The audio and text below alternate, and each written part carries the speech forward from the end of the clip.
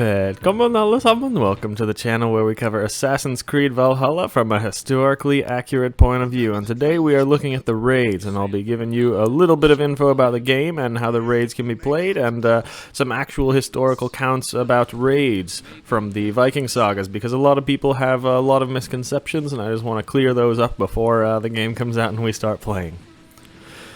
So, first of all, the big misconception is that the Vikings just went in guns a-blazing everywhere they went with terror and murdered everyone and raped the women and took the others as slaves, and that is just absolutely not true.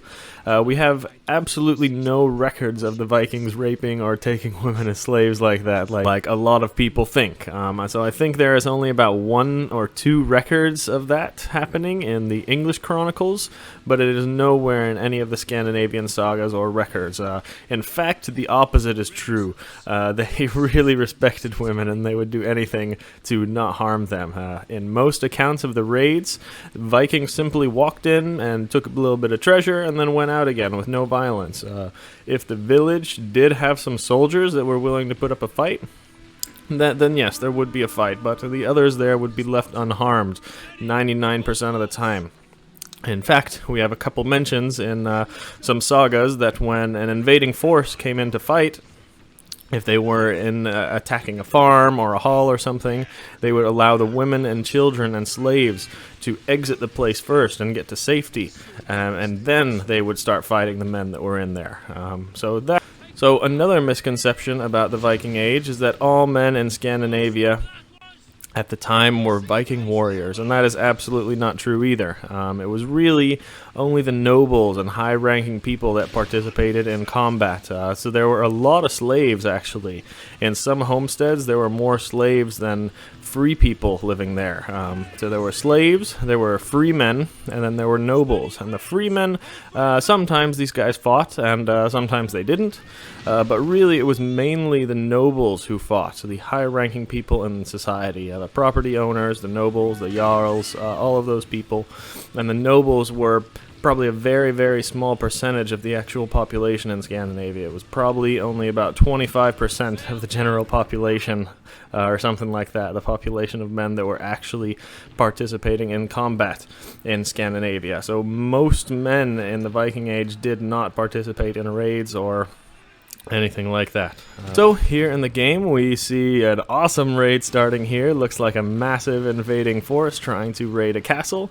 Another thing, the raiding force of the Vikings would be proportionate to the place that they were raiding. If it was a big fortress like this, there would be many ships, but most of the raids that we have records of in the sagas were maybe just 2 or 3 ships with maybe 100 Vikings raiding a small village like that. And actually, we see this raid here happening at nighttime, and in reality, this would not have happened.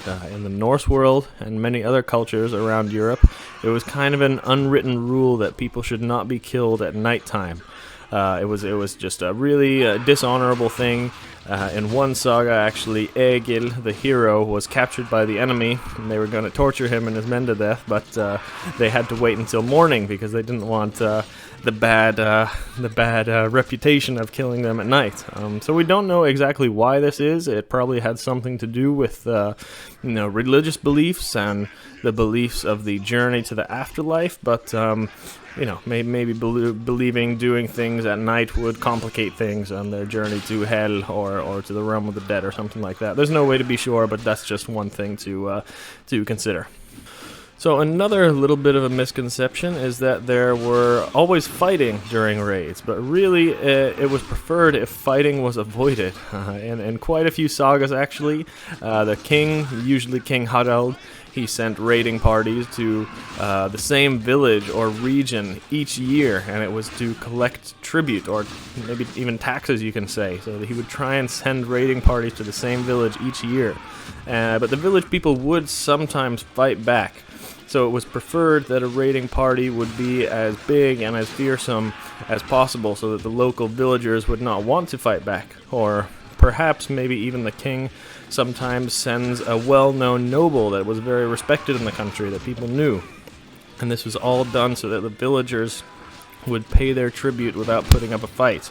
Of course, you don't want to walk in somewhere and kill people because you want to collect from them every year. If you walked in and killed them, wiped them all out, then they won't have any valuables or goods to give you next year. So usually the Vikings would try to collect the tribute and raid a place a certain year, but not harm anyone, so that they could also come back there next year and collect that tribute. So to sum it all up, a raid in the Viking Age is whatever the village that was being invaded made it out to be.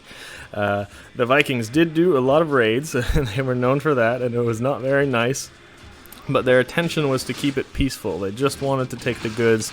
Their aim most of the time was not to put harm on anybody else. So the main thing I want you guys to take away from this is that the Vikings and any other Germanic peoples did not harm women.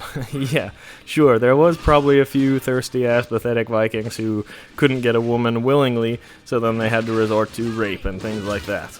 There are people like that today, too, just like in any people. But out of all the cultures in the ancient world, the Germanic people were the ones who treated their women best, actually.